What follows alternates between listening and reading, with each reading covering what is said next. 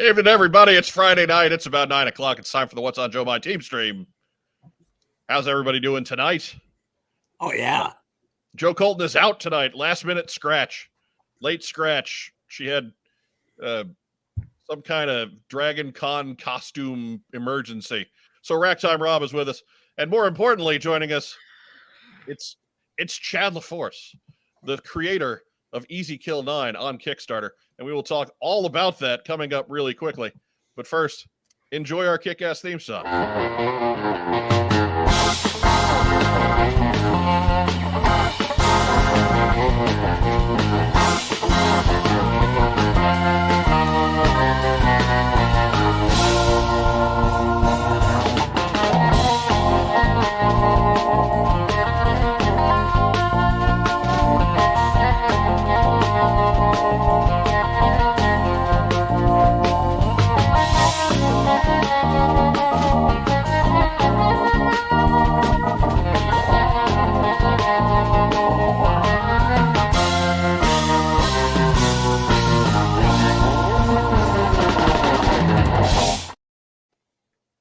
There we go. See, work the new logo into the beginning there. Yeah. Work Tank Kitty into the beginning. I saw Tank Kitty. Can't beat Tank Kitty. Yeah. We knew he had to go in there. Oh yeah. It's a pretty great theme song. Yeah. Absolutely public domain. Anybody else could use that, but don't, because I'm taking it. Make it better. We're using it in everything. Well, I ain't telling you where to find it then. Screw you. I'll just grab it from the cast. How will you stop me so much? Good night, everybody. Okay. Whoa. Dave going. Yeah. Move around. There we go. See? Stop it, Mike. You'll make him sick. Oh, man. Oh, man. Fun with StreamYard. What's that thing Uncle Ben said about great power? Yeah. With great power comes great vertigo. Right. Yeah. I don't feel so good, to be honest. I love that line. I feel like running from one side of the room to the other like I'm a cast member of the original Star Trek. And Into the Spider-Verse, when they're doing that line, if you've seen Into the Spider-Verse, when they're doing that great power line, it gets about halfway through it, and Peter goes, "Stop it. Don't say it. I'm sick of it." And just walks off. And I was like, I feel you on that. Attaboy. But anyways, welcome to What's on Joe Mind. We are a fan cast about the world of G.I. Joe. I'm your host, Mike Irizarry. How's everybody doing tonight? It's good to be back. Right? Here in the top row, joining me once again, he's home from Bend, Oregon.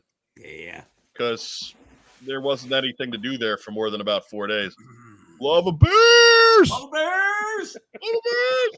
That's right. So how did it go in Central Oregon, Mark? Man, I gotta tell you, I had the best time.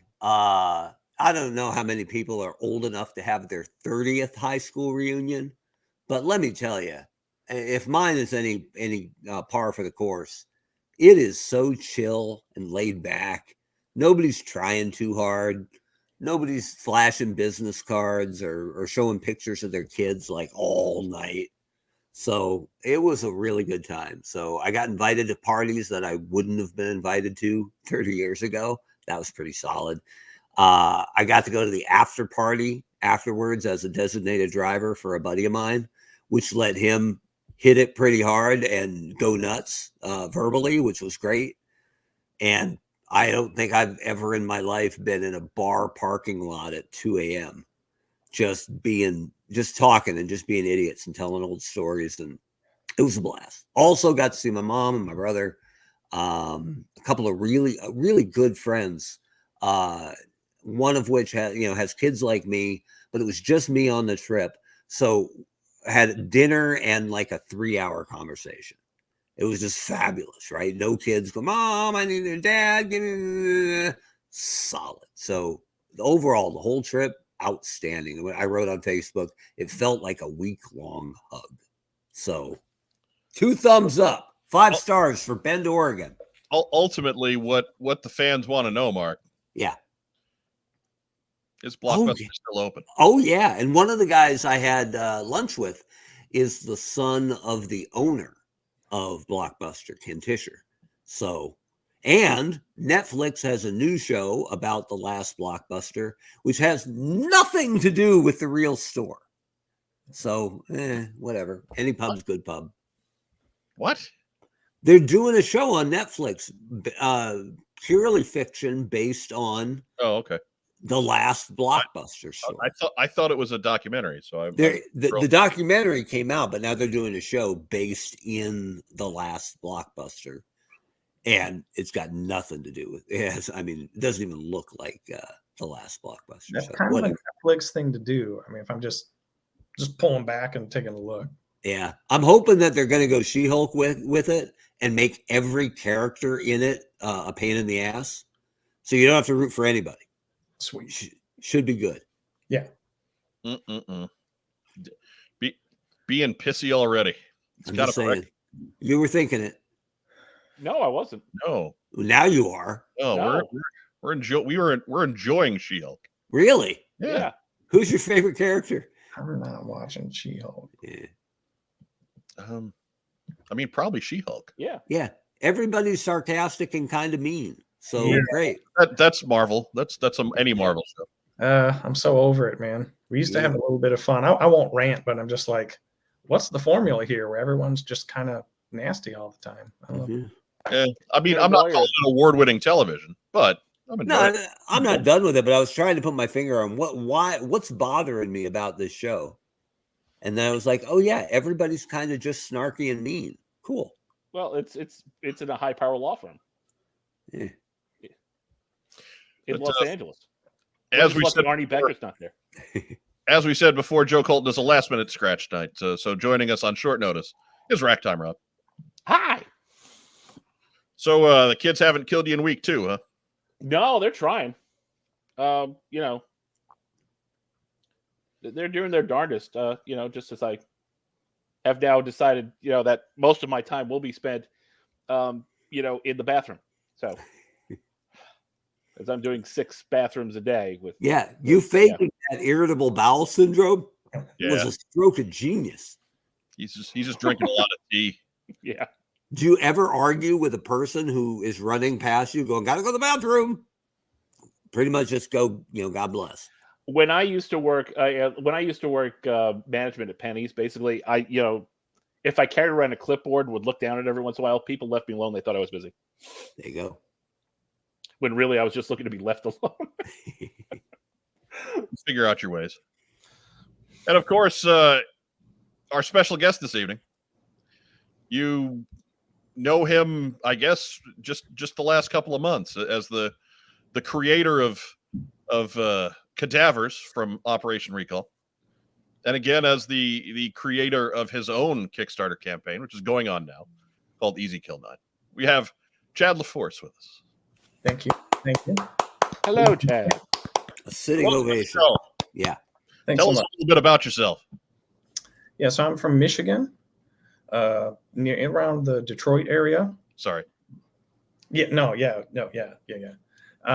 Currently have a little bit of a cold that I'm getting over with, so I sound like Mark the Shark a little bit more like timbre going on there. So my wife told me today it was a real positive. She was like, go with it. In fact, Mark, I think you told me that too today.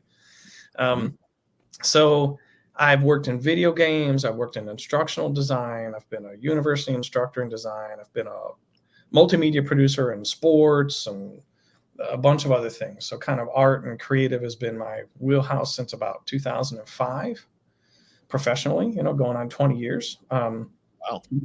Yeah. So Easy Kill 9 actually, and I won't belabor it too much, but it's the idea formed about 2010. I've got art with Undead Operator on. Undead Operator is kind of the name of the world, and Easy Kill 9 is the name of the team within that world. I mean, I've got art with Undead Operator on it going back to 2010, before I started in video games. So it's been a lot of fun to finally put a little bit to it, and build out a little bit of the world and launch the Kickstarter. Yeah. Okay. We'll get into more of that a little more in depth later on. First, we'll get through our normal segments. Take a moment just to remind everybody, if you're watching us on Facebook, go ahead and give us some kind of a reaction. Give us a thumbs up. Give us a heart. Give us a little huggy guy. We love little huggy guy. That lets Facebook know you're paying attention. If you're watching us on YouTube, that's where you can help us the most. like the video, subscribe to our channel, make comments, all that other good stuff, all those YouTube things. Help us figure out and crack the algorithm, because Lord knows it's a tough one. Just seems like if you're not already subscribed, you have no idea what we're doing. So, all right, great, thanks YouTube, great job. Great job. Can't help you at this point. Right. We do an amazing job retaining our subscribers. However, they don't exactly help us spread the word now, do they? So yeah, if you are watching us on Facebook, or if you're catching us on audio, or catching us afterwards, we love you guys too. But the thing you can do to help us out the most is subscribe on YouTube. That's how we can grow the most. Yeah. First up, it's the news. Or no, it's community calendar. Oh, wait. We're only on episode 229. I don't know how things go. Check the rundown. Yeah. Rundown. Nobody read those things anyway. Stop doing them. We rehearsed like Dean Martin. Yeah, the only person who read the rundown was me as I wrote it. Dean Martin had the liquid rundown, or the liquid rehearsal. Woo! Anyways. There's a Comic-Con or a toy show. What's on Joe mind? Wants to know. Tell Mike, Mark, and Joe. Community Calendar.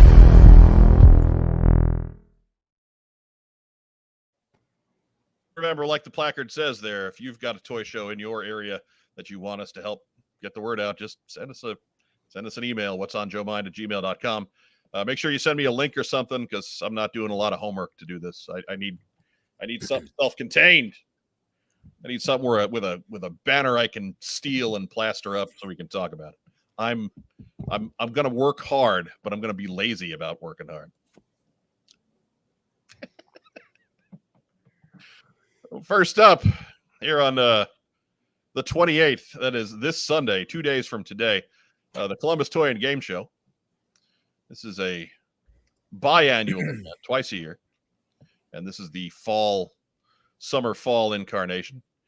Out in Columbus, Ohio, at the Ohio Expo Center.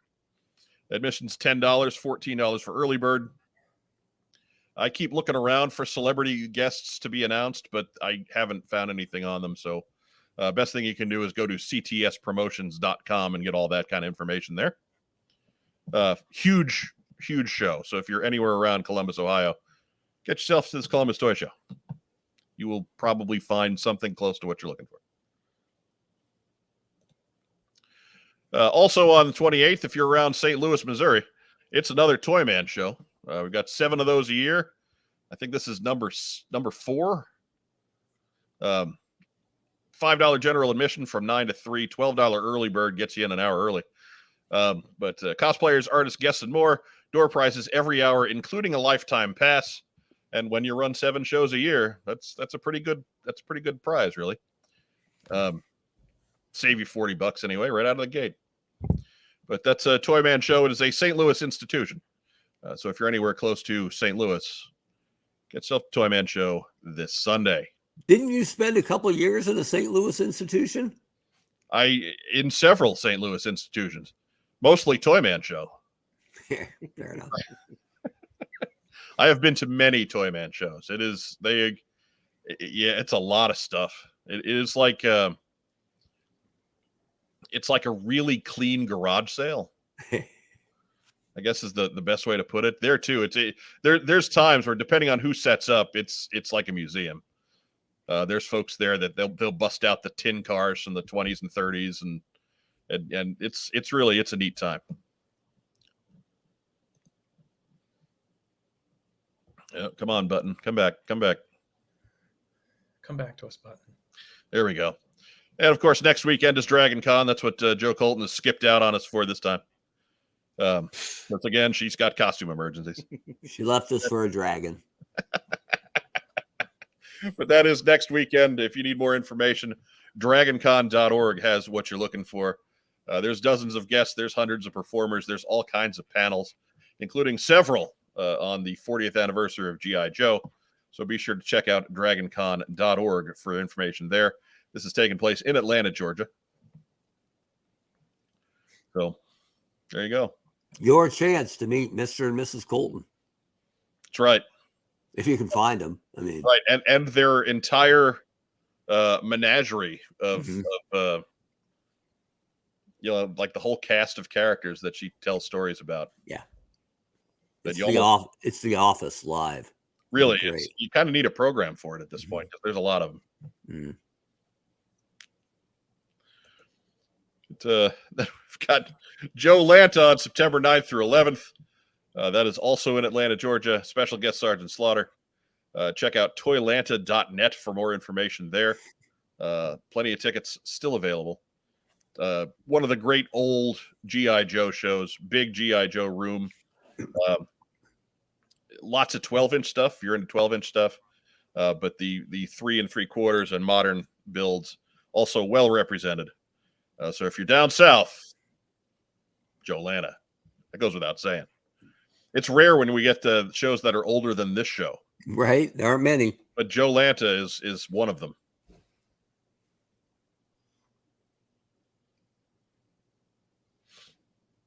All right. And then, of course, our own selfish exploits here. The Roma Collectibles 1-year anniversary party and parking lot toy show. That is coming up in a few weeks, Sunday, September 11th from 10 to 4 in Springfield, Ohio. Be sure to check out Roma Collectibles on Facebook if you need more information.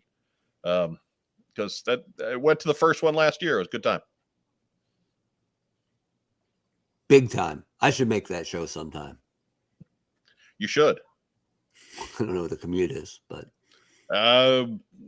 well, we'll pick you up at the Sizable. airport. right. I once drove from the Jersey Shore to Peoria, Illinois in one day. That was pretty solid. This would be shorter.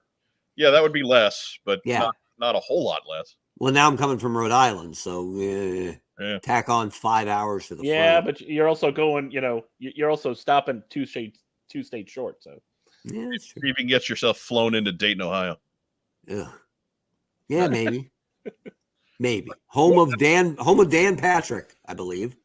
I believe the ancestral home of Dan Patrick, yes. That's right. Yeah, well, Most importantly, home of James Kavanaugh, noted author. I think I have to check. I think Roger Clemens was born in Ohio. I'm gonna check that. But moved when he was really young and has been Mr. Texas ever since. But I think if you were to track that lineage, Whatever. we'll see if it's the birthplace of the sea bass. just saying. That's a whole other thing. We could go on a Roger Clemens riff for another hour. I'm gonna do that though. It's fantasy baseball. When are they going to talk Joe? God damn it! Yeah. We had somebody in live chat talk. You're already leaving a snit because of that. Saw that. But we kind of are going to talk Joe's, though. Yeah. At some point, right? As long as he liked and subscribed before he left, it's all right. Really, it's fine. I kind of doubt that happened, but Eh. Dick's gonna dick. What you gonna do? Then, of course, we missed it last week. I had a slide put up and everything, and I just didn't put it in the slideshow. Assembly required is November 4th and 5th. Kind of a big deal there too. Another show that's about as old as our show. We gotta show some respect. But that is in the Hy-Vee Hall in downtown Des Moines. I don't know if there's another place on earth that could have the Hy-Vee Hall besides downtown Des Moines, Iowa. But announced yesterday that there is a hotel block available at the Hilton downtown Des Moines. That is available until October 7th or until it's filled. Vendor spots are open. If you're interested in that, head over to gross microphone fuzz. Oh. Head over to codenameiowa.com or check out Codename Iowa on Facebook. Or head to Dayton, Ohio. Or head to Dayton, Ohio on September. Birthplace of Roger Clemens. Bam! Is it? Did you double check it? I verified it. All right. Can anyone explain to me why Outback doesn't have like something written on his shirt? Is that just like rewrites? Because he's laying down. He's clearly in his jammies. This is what at the end of summer. This is what I look like with my shirt off. Sweet. Okay. Sweet. Yeah. bro. Seriously, bro. He's not wearing a shirt. He's just burned from mid bicep No, down. I got. It took me a second. Nah, Yeah. Okay. Cool. Yeah. Good coloring job. That's it. One time I got so burned at a 4-hour soccer practice, the next day the guys made me take my shirt off to view the damage. And my buddy Tim Gates said, he had a real deep voice, "Damn, Webb, you look like a push-up pop." Varying purples and whites and red. And yeah, you get the gag. Nice. But yeah, he just outbacks in his jammies. I like it. Yeah, I warmed up to it fast. It's a white shirt, not white hair. It's important. I get those two mixed up with him. Yeah. Well, he didn't want any blood to get on the new one when he kicked the crap out of Leatherneck in about like 5 seconds. That's a good call. I don't mind when people beat up Leatherneck. Just anyways, moving on. see, we talked to Joe. Okay. Yeah, see. Now we'll get back to Roger Clemens and all the other news of the day. Man. Look, it's community calendar. We talk about places and things. And rollout roll call taking place Sunday, November 13. That is in Fordingbridge in the UK. So if you're one of our many fans overseas, this is certainly a show that you want to get yourself to. I've been to 3 rollout roll calls myself. Our good friend Dave Tree is the organizer, does a great job with it every year. It's back for the second year after a brief hiatus. Again, quality show. Go check it out. All the cool stuff.co.uk for more information. Just get your passport. Just saying. 13th November. It's just getting to August. No, we're almost done with August. Yeah. And I know we're cheating a little bit. I know. I get it. I know. But sometimes when our friends do shows, we want to make sure that we get a little extra pub for the people that we personally know. It's our favorite tree. Yes. Back off. Well, I mean, after the larch. Larch is our favorite tree. I suppose that's fair. And then after is David Tree. Second place. He'll probably listen to us on, a non-YouTube device and send me a nastygram over the weekend at some point. Yeah. Cool. The nastygram. Nice. Yeah. What can you do? That's going to be good. But it'll be very proper and British. Yes, it will be. No, not from Dave. Not from Dave. It'll be all dry and cockney, probably. Yeah, he is from the South, so that stands to reason. There you go. That's it for community calendar. I'm gonna play the theme song again just because I like it when it turns up in the thumbnail. There's a Comic-Con or a toy show. What's on Joe mind? Wants to know? Tell Mike, Mark, and Joe. Community calendar.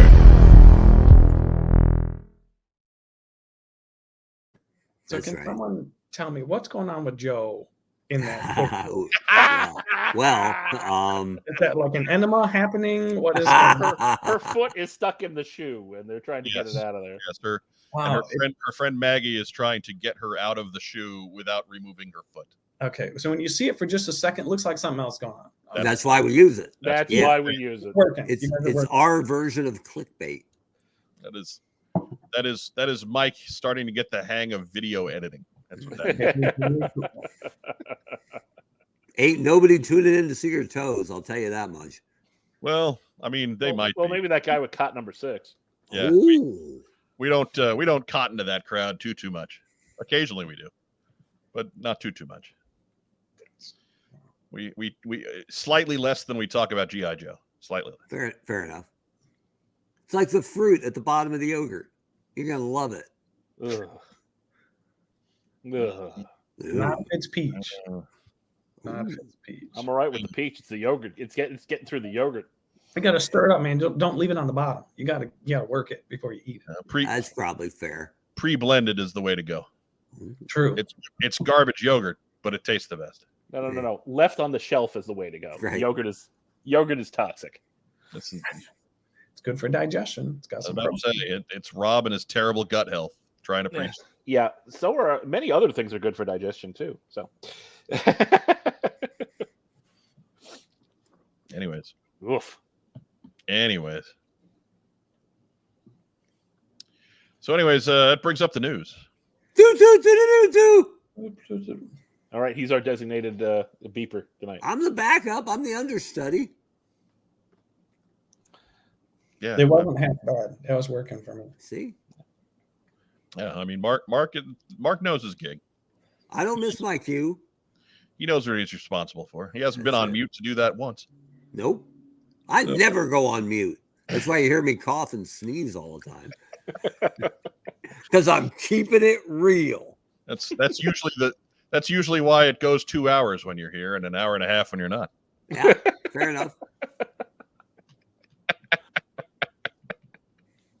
From our friends at Fresh Monkey Fiction and Toy Otter, it's Longbox Heroes. Pre-orders on these bad boys are taking place now.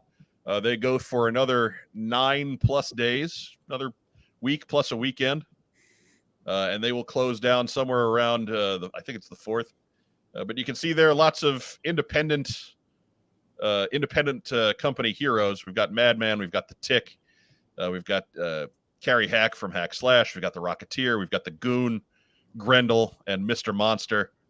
It was released this week that there is a bonus figure if all of these get unlocked of Airboy. Airboy? Right. Here I was pulling for Axe Cop. Oh, yeah. Yeah. Axe Cop. Axe Cop was Axe Cop great. for real. For a second, I was like, is that Tank Girl? But who is it from Hack Slash? Carrie Hack. Carrie Hack. Okay. All From right. Tim Seeley's Hack Slash. Did you guys ever read Axe Cop? I have read me some Axe Cop. Sure. It's a lot of fun. So good. So good. It was it his son? I forget, but it was drawn by a professional comic artist and written by a legit 4-year-old. Yes, his 4-year-old brother So gave him the good. ideas. So good. Anyway, But yeah, these are kind of retro styled. They're made to articulation works like superpowers from the Kenner figures back in the day. All of them have been unlocked except for Carrie Hack and Mr. Monster, and they will both unlock at 1,000 pre-orders. They are both over 900, so it seems like any day now those will click over, and those will, if every figure unlocks, then Airboy will be added to the initial assortment. There's other figures as well. They're doing a whole line of Rocketeers. You can see the bad guy down here in the bottom right corner. Basically Dark Rocketeer, I forget what they call him. Black Phantom, there it is. And then they've got Onslaught Troopers as the hoodlums there. This past week, I don't have a photo of it, but they're doing a variant of the Tick where it's Barry, the guy Also the Tick. Yeah, was trying to be the Tick, both from the comic and from the cartoon. So I had to go buy Barry. That was what pushed it over the edge for me. I said, "Here, Longbox Heroes. Here's another pile of my rapidly disappearing money. I need Barry. bring me Barry. Bring me Barry to go with the Tick." They all look really good. So of course I'm going to hate on the one design flaw here. If you can go back to the previous picture, the Rocketeer's legs are all jacked up. Look at this guy. Talk about thigh gap. Well, he's got those funky pants, man. I John know, Hurt. but there's even a gap above his legs before the torso. I get you, Mark, but these also these might not be actual physical It's true. photos. But from the images, the other ones all seem to sync up pretty good. Yeah, I But- mean, I'm just saying. They have Rocketeer, to accommodate the Jodhpurs. he looks like a Zoid, kind of. Like he If you- puts the legs on. Anyway. If you've ever read Madman, I love the attention to detail here with sort of like the bulbous crotch. Mike Allred always made sure there was a little volume to Madman's crotch. And I'm not kidding. Get some of the back issues, you'll know what I'm talking about. There are some Madman variants as well. They're like there's a flight suit Madman, and, Oh, cool. and so, yeah, there's a bunch there. So head over to freshmonkeyfiction.com. Get all the details and all the skinny on all of these great new heroes. Apparently, there's a landing gear Madman too. Who knew? Right? Tripod Madman. Anyways, Flashlight Madman. Don't they also have the Tick with a necktie? Like when he was They do working have- at the newspaper? they Yeah. do have the Tick and his secret identity. Yes. with there where he's got the terrible Bermuda plaid pattern tie.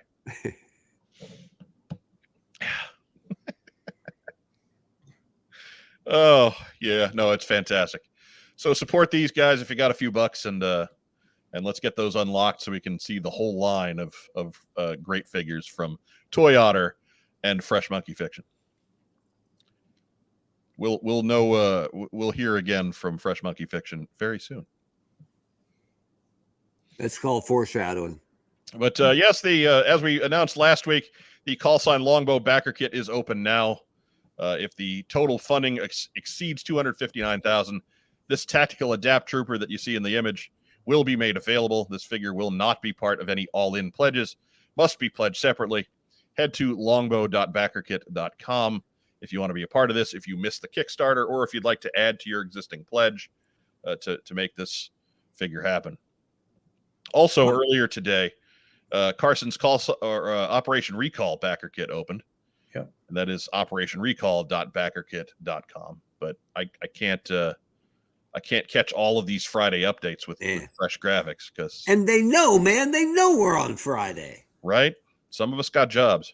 Man.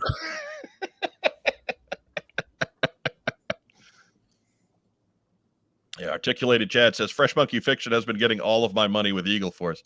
And yeah, we'll be talking about that with them very soon. So be sure to be here for that episode. Because you're here for only so few of them, like every week, Chad. True. I got me a little Eagle Force coming this way. Not a lot, but a little. But I got a lot of Callsign Longbow coming, and a whole lot of Operation Recall. So it has been by far the best year for Joe-ish or Joe tied in or whatever you want to call it, Kickstarters. Like absolutely through the roof. Yeah. Right. It's going to get better. Busy. And it's getting better. It's going to get better. We'll hear more about that in a couple minutes. Next news item. I don't have any updates on the Hiss tank. I wanted to put the kitty right in the slideshow again. Can I play typical internet commenter or yes. Yeah, I'd say commentator, but that wouldn't be fun. We should have another unlock, right? Because we saw so many. There you go. Easy. There you go. That's what that cat's saying. Saw a lot of that online. Like, yeah, there's a lot in it, and dig it. If it stays a little more profitable, we'll get the next one quicker. Right. Yeah. What should be next? What do you guys think? Vamp. Gotta be Vamp. Oh, man. How about you, Chad? So, and forgive me because I can't remember the name of it. I always want to call it the Moray Eel, but I had this amazing like Cobra hydro boat. Oh yeah, the hydrofoil. Yeah, the Moray. The Moray. Okay, so I was right, dude. If they did that, I'd be like, gotta have it. I love it. That'd be big though. A monster. It'd be like a coffee table. It'd have to be flag sized. It'd be twice as long as the Hiss tank, right? Maybe a little more. Mm-hmm. Like I've got a Moray just on the other side of the room, and it's probably it's longer than what the Hiss tank that we're going to get from Classified is. Yeah, it was big. It was a big one. But that's what I'd love to see. I think that's killer, as opposed to like a flag or the GI Joe headquarters or something like that. I still say the headquarters is not as lunatic an ask as some people think because it's mainly hollow. Yeah, right. It would cost a ton. But I think it would have a big footprint, though. You know, and I think that's what would sail barge, though, right? Right. Yeah, and that even though it's an iconic thing, kind of, it's a crappy vehicle, and nothing much ever happened on it other than Civil War. The first third of the movie. But the first Joe headquarters is one of the best play sets of all time. So just saying. Doesn't get a whole lot of love, does it? That's the only gigantic thing that people bring up for HasLab that I don't shoot down immediately. Because I think there may be. Now, I'm not going to say no. I'm saying there's a chance. I guess you'd need a couple vehicles to put in it first, though. Yeah. Right. Otherwise, what's the point of the lift? And Right. Yeah. Right. True. That Articulated Chad said Steve's Toys 3D printed a classified scale moray. It's Wow. impressively large. Oh, I cool. imagine it would be. It's got to be the size of like one of those little kiddie boat rides. It's Right. right. Maybe And we- then they handed it to a marketer who dropped it right away. That's how it always works.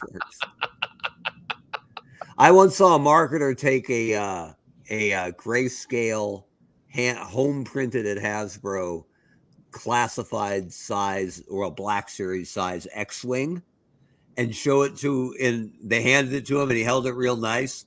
And then he pivoted it so you could get the top down look, and both wings slid out from one side and shattered on the ground. I mean, shattered. Oh my god! Oh my god! It was, and I looked at that jabroni and I went, "You're the reason they won't let me handle stuff. You're the reason that when I pick up or even look at an X-Acto blade, 3 designers show up and go, 'What do you need, Webb? You working on something? Is there anything I can help you with?'" One throws themselves over the prototype, and the other two just get between you and it. Yep. Well, 3 designers and the company nurse. But anyway, That's it. They don't trust the marketers because we've earned that reputation. No. I mean, excluding your company, man, totally earned. Yeah, I got it, but whatever. Next news item. Do. Hey, it's this thing. Yeah, we're talking. well, look at that. And that does bring us to tonight's main event. That's the Easy Kill 9 Kickstarter campaign going on now and needing your help. But we'll talk more about it after a quick word from our sponsors at Kokomo Toys. We buy, sell, and trade vintage and modern toys. G.I. Joe, Star Wars, Transformers, Marvel, DC, and more.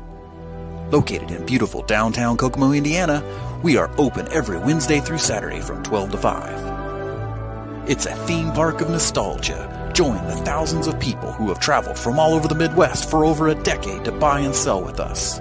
Get your geek on. All right. That lightsaber burst at the end, guys, is very light. Yeah. It takes a while to get used to. It's rich. Yes. That's for the people who are doing something else during the commercials, right? Yeah. It tells them, get your ass back here. Yeah. Right. They're like, whoa, Sith or Jedi? I better sit down. I can watch the stream. So Chad Laforce, creator of Easy Kill 9, you've had made something of a splash into the G.I. Joe scene in recent months. Before we get into your project, why don't we talk about what you did for Operation Recall? Yeah, so the call for submissions went out for Operation Recall, which I found kind of by accident.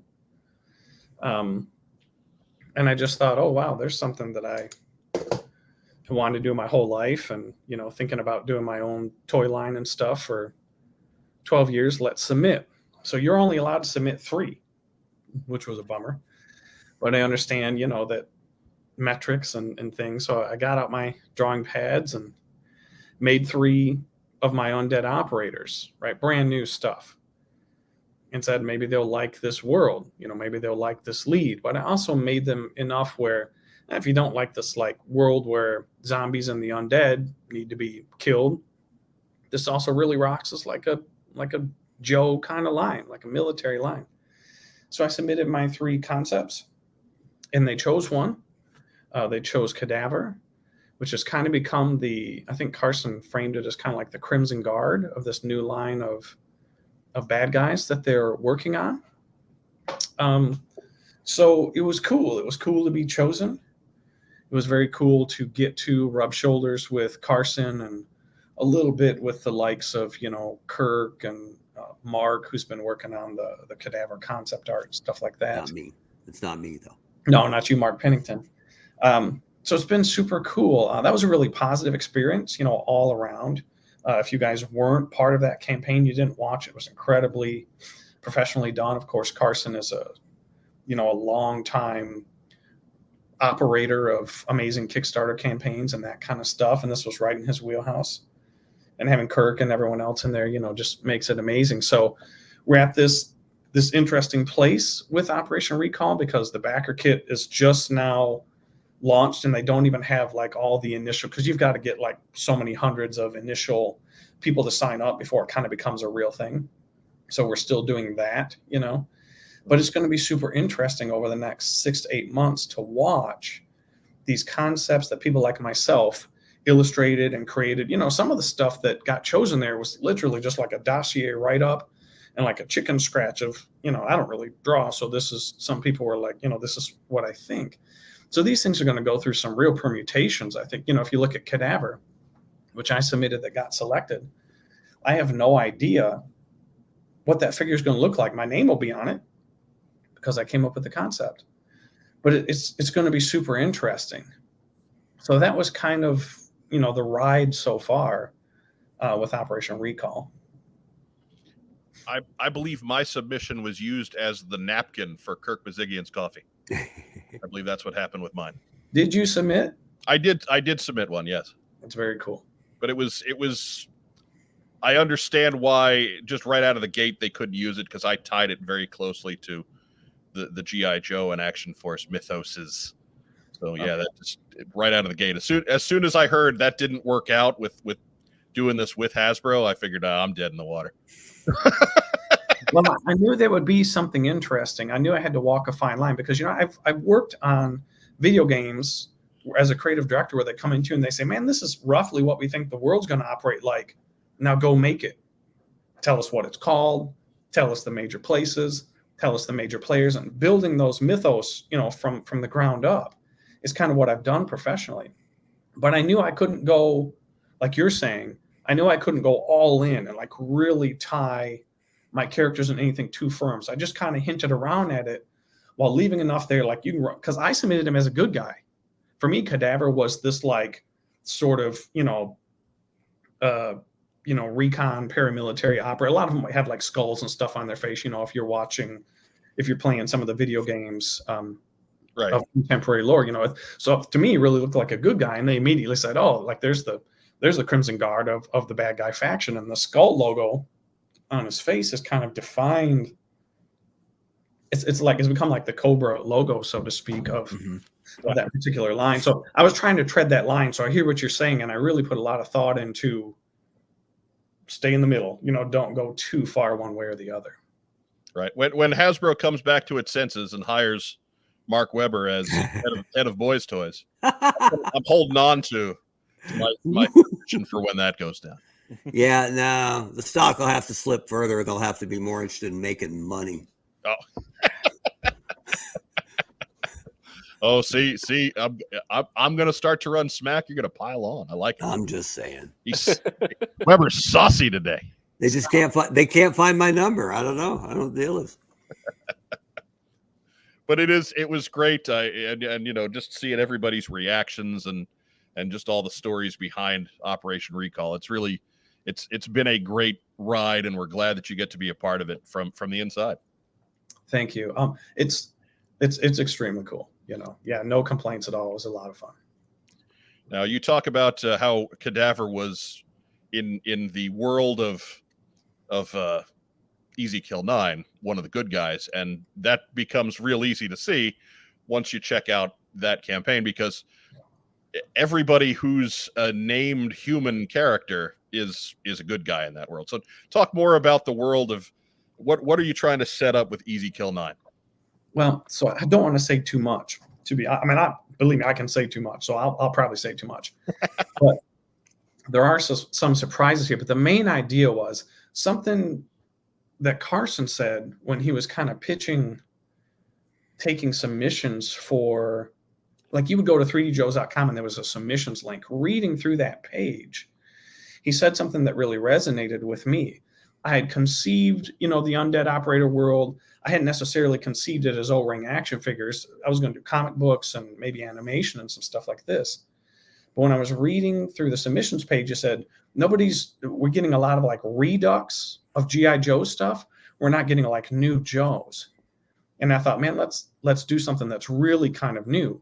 An O-ring line that can stand next to, your Joes, but really kind of has a totally different call to action to it.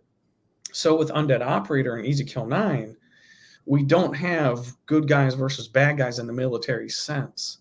There's this thing that's called the cleave that has suddenly emerged, and it's genetic, and it's turning people into these kind of caricatures of things that you would see from a movie about the undead, zombies, Nosferatu vampires, some werewolves and stuff like this, right? And it's actually changing their genetics and some mutations and stuff. Excuse me.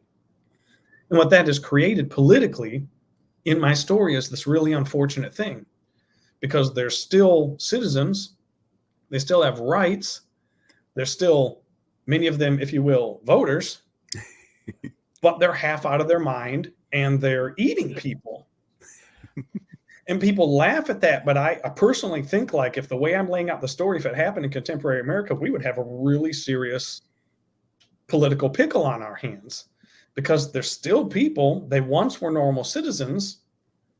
Can they just be killed? Can someone just walk up and cleanse these guys? Or is a cure around the corner, and then we're gonna lament the exactly execution of American citizens. Right.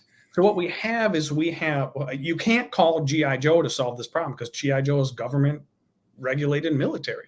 Sure. You need another force. You need a very secret force. You need a force that's kind of ex-military. You need a force that's maybe a little bit morally ambiguous. But the need is incredibly great, because in a city like Detroit, Chicago, LA, I mean, you're losing a lot of people every day, right? So there's this idea that this guy named Malcolm Zydek put together this force of these secretive paramilitary operators and began to train them as soon as this cleave hit. And now we're like a year later, and he's sending them to these cities. He's making sort of backdoor deals with mayors or some shadowy power agents, and saying, we'll come in, we'll be absolutely silent. You won't even know we're there. Give us 3 nights and we'll cleanse it as much as we can, man. Right. So that's kind of the idea for the story. So you don't have like good guy G.I. Joe, kind of bad guy Cobra. You have this morally ambiguous, very 2022, I think, kind of political scenario where I think it's sort of G.I. Joe 2.0. It's what if this story really went in a different direction? We did something kind of very modern that had some political nuance to it. So that's what I wanted to do with the Undead Operator world. And then they get sent to Jacksonville, Florida, where this virus hasn't hit, but they cleanse it anyway. Right. Or they get sent to Tucson, where the virus started 20 years ago and nobody noticed. Nobody noticed. Tucson. Oh. Tucson. Yeah. We've corrupted your vision in 5 seconds. No, keep it coming. Yeah, keep it coming. We got done with your background story, and within 5 seconds we have wrecked it all, and I apologize. You guys are perfect. We're talking, innovative horror, and immediately I think of Tucson. So. Tucson and Jacksonville. Tucson and Jacksonville. So, that was another thing that I thought might be great about this line. Because like if you look on the campaign, I've already got a zombie, sort of like an army builder figure there. And he's got removable hands so that you can sort of take off that hand and put a stub. That particular hand. He's the second one on the graphic that's in here for everybody who's watching us. Yeah, so it says ZRB 16. That's I can't even think of what it is right now. That's a code word. It's Target Zombie Runner Beta 16. So they actually tag these resources as if we're going to hit it, it actually has like a designation to it, right? But it's a zombie army builder figure, and his hands kind of swap out and some things like that. So another thing that I thought would be really cool about this line is make a zombie character and a werewolf character and a vampire character that if you ever wanted to do some fun stuff with your Joes, right, you go, let's have the Joes go cleanse some zombies. I felt like there was a little bit of a gap there, so that small kind of horror thing, which has become very, very prevalent in society. And I see a lot of people kit bashing these figures, right, or modding these figures to make them zombies and stuff. Just seemed like a good idea. Right. Well, even you want to go, G.I. Joe went the zombie route, right? So you're building on a seed that's already been planted, certainly. Yeah. So talk to us here. We've got I got the first funding unlocks here. So if your project unlocks it or funds at $99,000 is the goal. Tell us about the 3 figures that are there at launch. Yes, you can see them here. You see Bludgeon all the way on the left, the Zombie in the middle, and Veil on the right. Those are the three that'll get you at funding, right? So you've got sort of like an army builder military guy, an army builder bad guy, and you've got this kind of elite female, kind of, she's been described to me as sort of like Baroness 3.0 or something. So that's what you would get at 99 if we hit funding goal. And just to throw a word out for the folks in live chat, we will have some time for questions. So hang on to those if you got questions for Chad. We've deliberately left time at the end of this so that he can answer and speak to any questions that you may have. But so then the first unlock there is Pyre, correct? So actually, one of the backers had a brilliant idea. So now that all 9 of the heroes have been shown, and I've even shown concept art for the vampire, and within about 48 hours, you'll have the concept art for the werewolf. So everything will be up there. Someone said, let us vote on the unlock order. Okay. So I'll totally do that. You're going to get Bludgeon and the Zombie and Veil at funding, but I would love to see, what the community ranks as an unlock order for these. Yeah, brilliant. All right. So that brings us up to, we got some of the sketches that you put up there. And there's Pyre again on the right, and then on the left is Praetor. And what does Praetor do? So Praetor is the sharpshooter. So we have 4 different classes of paramilitary operators in the undead operator world. You've got Slayers, which are basically your street level grunts that go on street level and hack up zombies and just make a mess of everything. And then you've got your Night Stalkers, which is what Praetor is. And they're mostly, like rooftop sharpshooters, taking out the more faster moving stuff like a runner zombie or a werewolf or something like that. And so then you've also got Black Mavens, which are sort of my commandos, like a beachhead or something. And they are designated specifically for the werewolves because they have specialized weaponry and stuff to take those guys out. And then we have what's called a Secret Guard, which is by and large the infiltration unit that are non-combatants that go in and do research and even some espionage and stuff like that to ferret out where we have undead resources embedded in companies and things like that need to be taken out. So to answer your question shortly, Praetor is a sniper. Okay.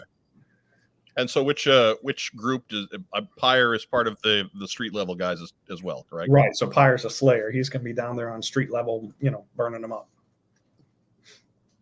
Okay.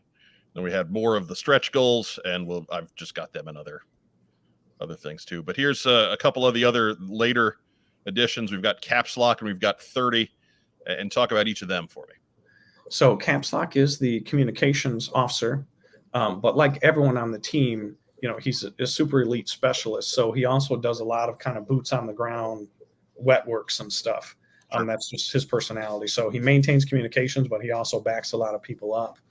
30 is one of those secret guard that I talked about, which is not really meant to be sort of like an overt combatant with the undead. So she goes, if we're going into a town, if Malcolm's going to send Easy Kill 9 into a town, she shows up a week or two beforehand, undercover, generally posing as like a skater chick, because she actually comes with a deck, like a skateboard deck and stuff. And she'll go tool all around the city and photograph everything with her glasses and all this stuff and lay out the op and begin to see, what condition are the undead in this city. So she's that advanced recon undercover operative that goes in first. Okay.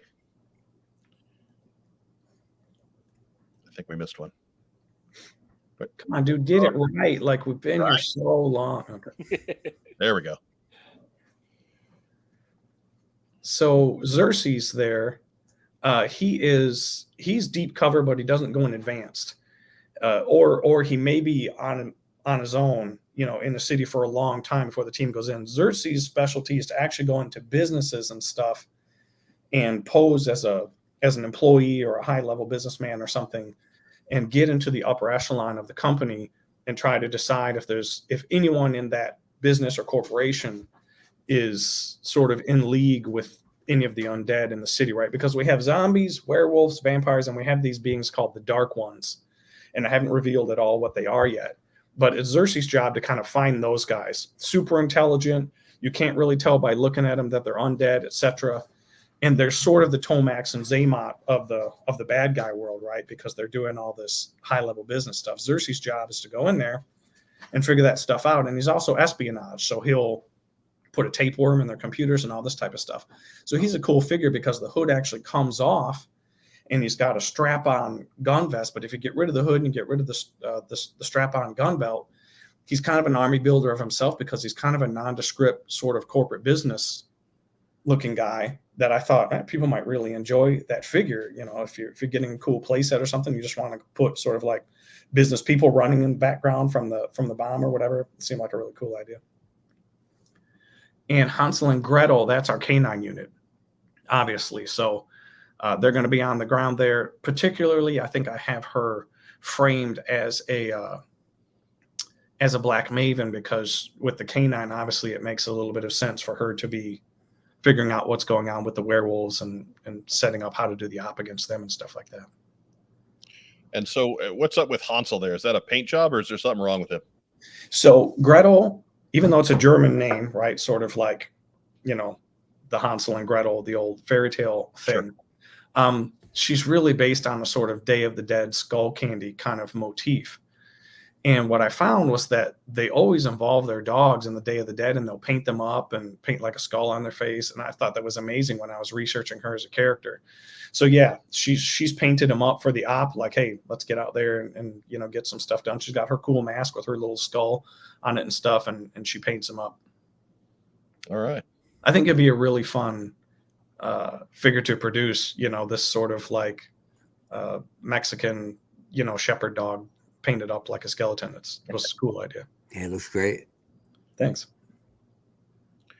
And then we've got you posted just one image of one of your non-zombie runner bad guys so far. And yeah. So go ahead. So this is our vampire for the line, and I want her to be female, obviously. And so that's Target Petra Apex 1. Her actual name is Celestia Croy. And her file card gives you a little bit of background on her that she's really, really bad news and has been killing a lot of the undead operators and kind of has it out for. She's kind of the Cobra commander of this line in a sense that she's gone full aggro against the undead operators. She knows about them and she's made it her personal kind of mission to find them and kill them. And what's cool about her is you'll be able to take off her wings. So if you want to turn Snake Eyes into a demon flyer stalker, you can throw them wings on Snake Eyes or Zartan or something sick like that, you know. So I figured that would be a really fun accessory. But yeah, she's our Lady Vamp of the initial line here. very cool. And that's about all I've got for images on there. We do have some of the stuff from the campaign itself. We get that in there. Here's a shot that you just put up earlier today. Again, thanks for the Friday update. Right? He knew he was going to be on the show all week, and here we got Friday updates. Dude, I've been down with a cold for 48 hours. Like I couldn't even get out of bed, so I was trying to get stuff done. Every PR hack in the world knows that's when you dump bad news. Friday afternoon, nobody sees it.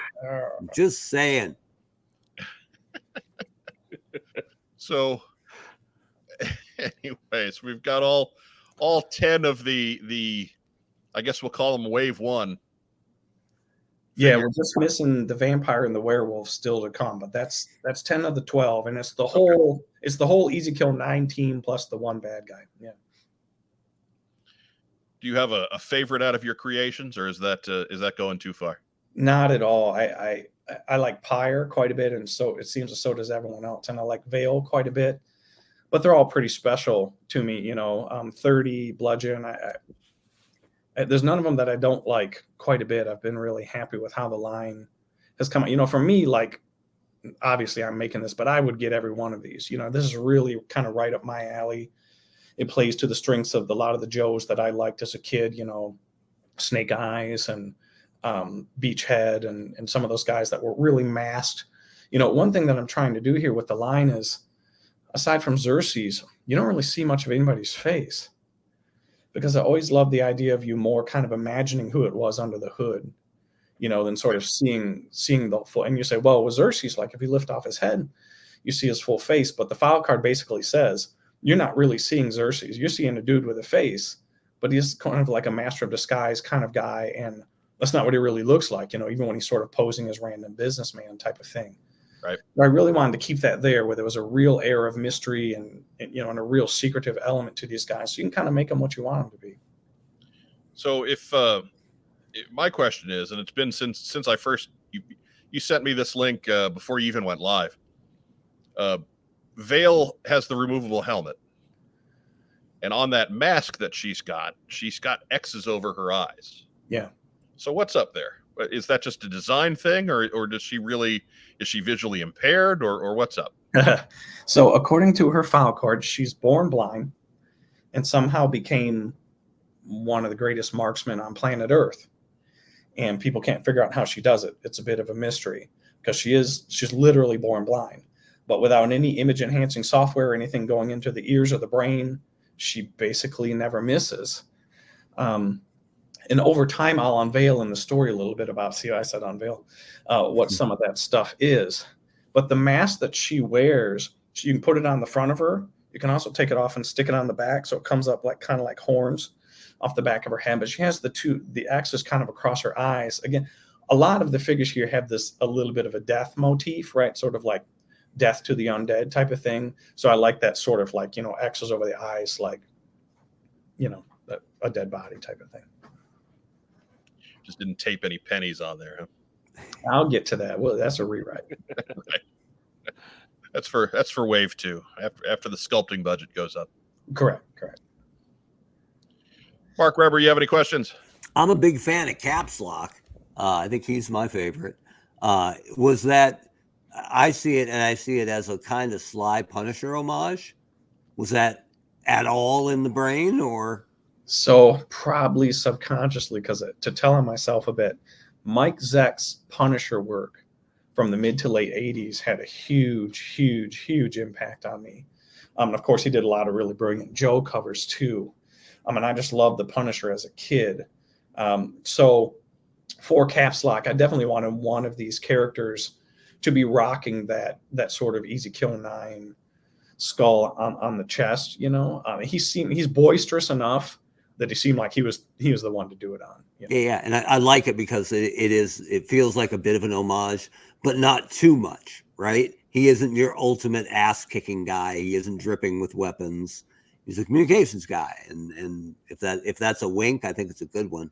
Yeah, he's your guy in the chair that, and I say this on his file card, he's your guy in the chair that won't stay in the chair.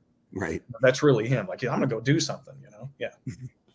And we know about most of these, but if people haven't been paying attention today, they might not know about Wrights, who is second row, second from the right. So give us a little bit about Wrights. So that comes from your last rites, right? This idea of sort of an epitaph or something that's read at the time of death. So he is our target painter.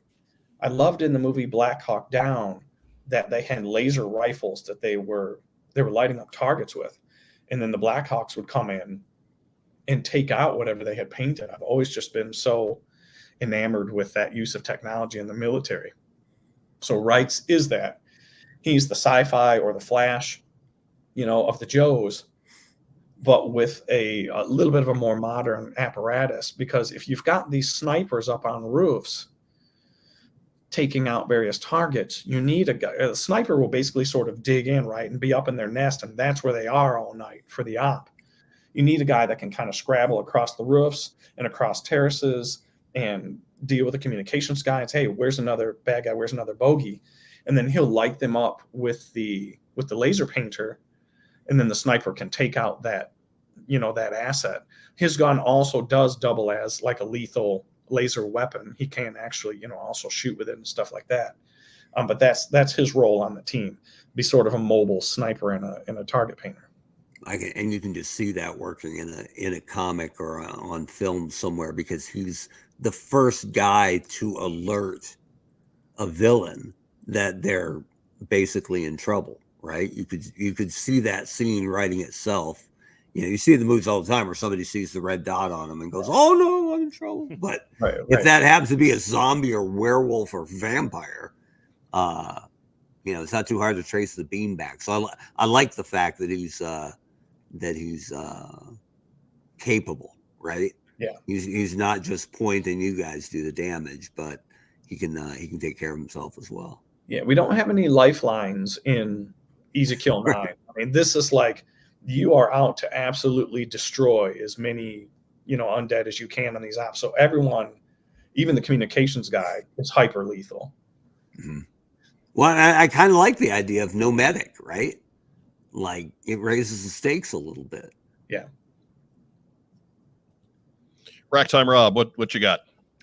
I'm kind of taking the three different factions that you've got.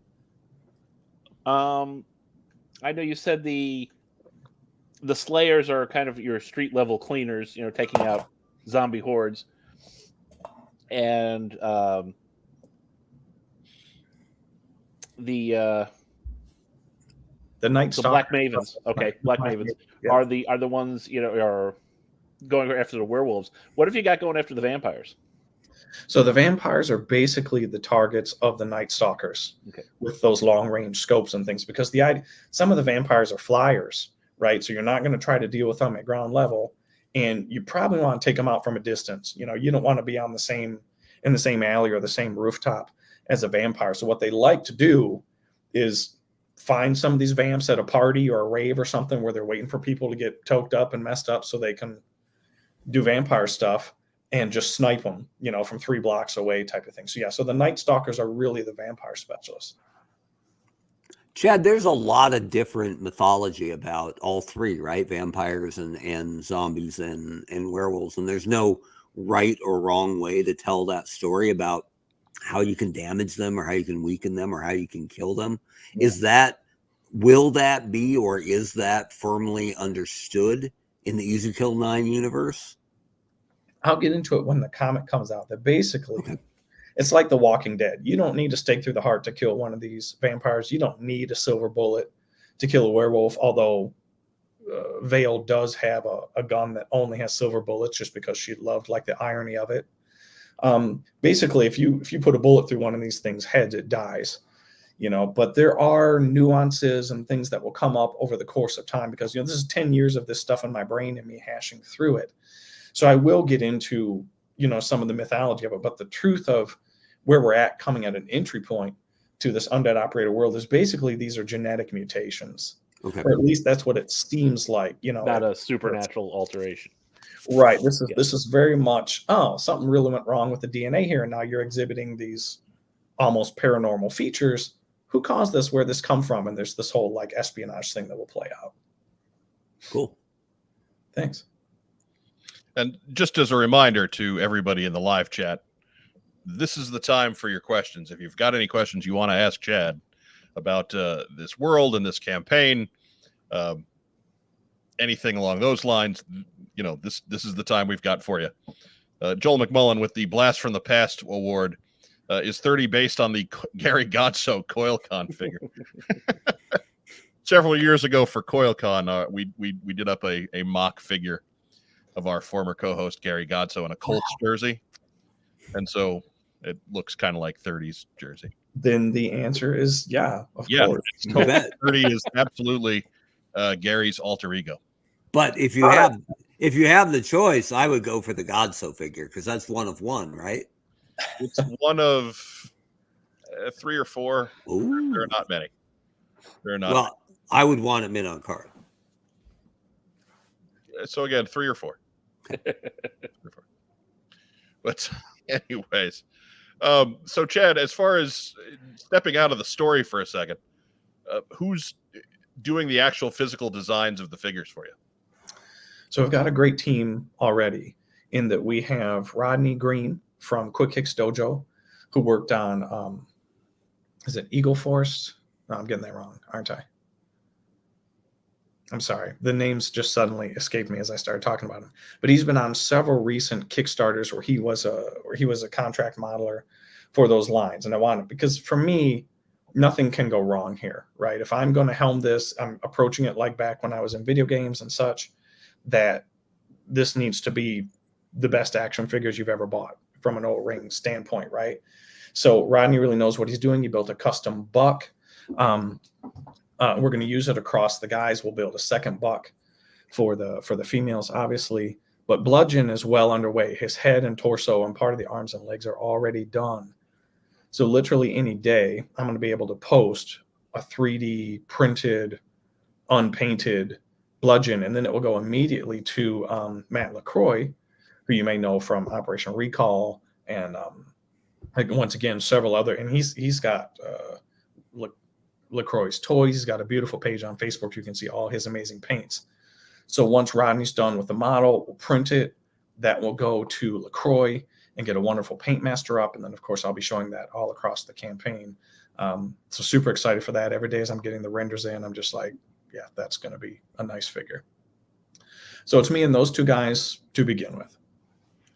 Vagon asks, I see you have a digital comic book. Any plans for a printed one? Yeah, so comic books are kind of my jam. I might do the art on it, but I'm thinking that I also might have someone else do that, just because I have a little bit of a retro style. Thinking you might not. Right. It's a lot of work. I would love to do it, and I know I could do a credible job because I've done comics, but I'm not sure that my art style matches this level of gore and the macabre, because I'm a little bit retro. But yeah, by all means, once that comic book is done, I'll absolutely be wanting to do a print run on it, and then hopefully, a whole bunch of issues, because there's so much story here to tell. Matt Rubin asks, is Caps Lock the IT guy? If the bad guys are genetic mutations, is there a big bad corporation that triggered this mutation? Matt, hi. So yeah, Caps Lock is kind of the IT guy. Your other question, I don't know what you're talking about.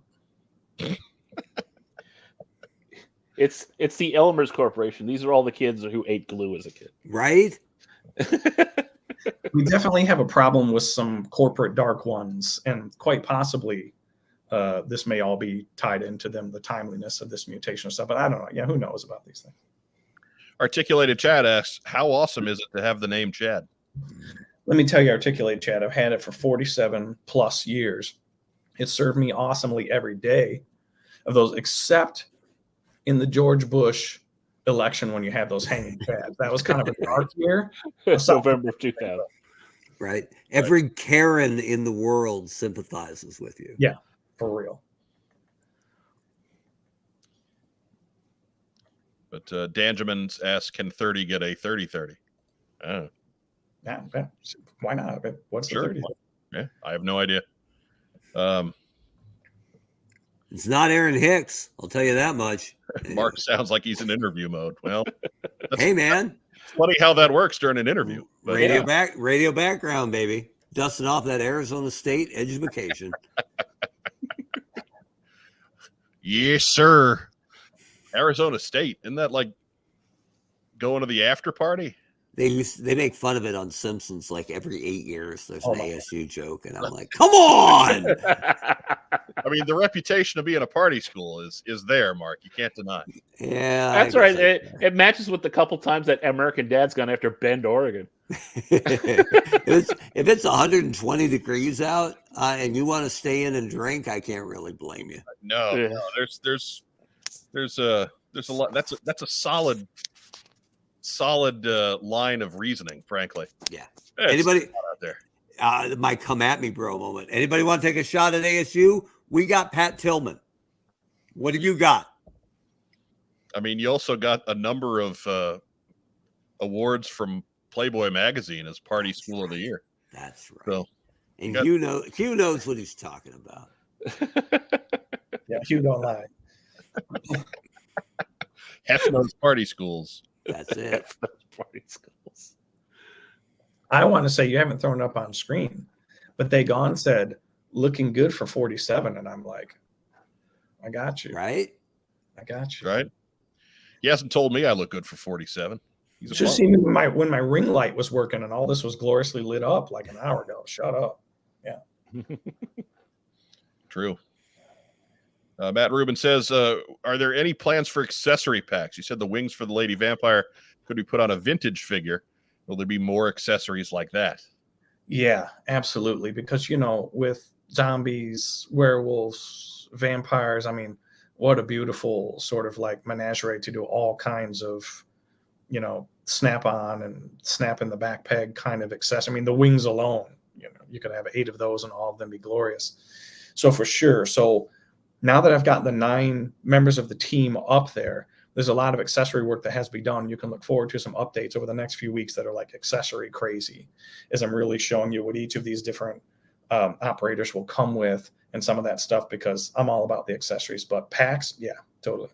Dude, those wings on a Nemesis Enforcer are going to be ridiculous. No. So, and I know there's a lot of people out there who have Nemesis Enforcer because Adam Riches stole all the Royal Guards. Right. So there's a lot of single enforcers out there. I know people just threw the Globulus out, and I don't blame them.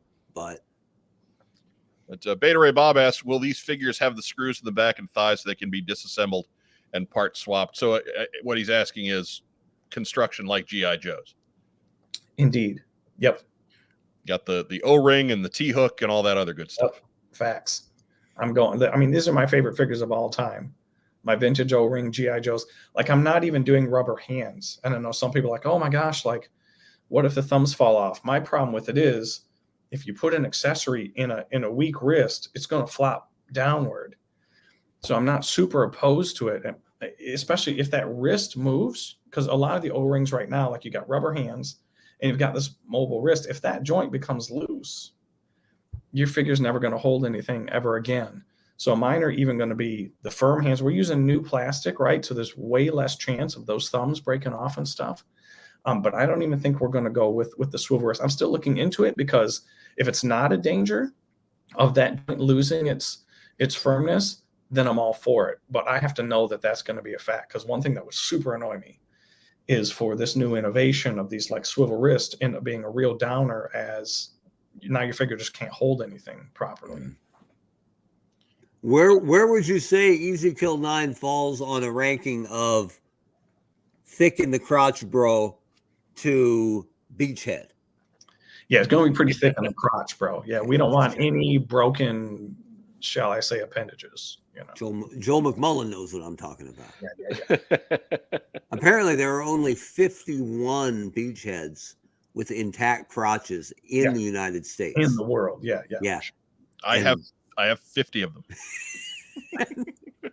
And Mike's hunting the last one down. Articulated Chad says, I look good every day. That is false. In fact, just on my way to this interview today, I was hunted down by the members of Easy Kill 9.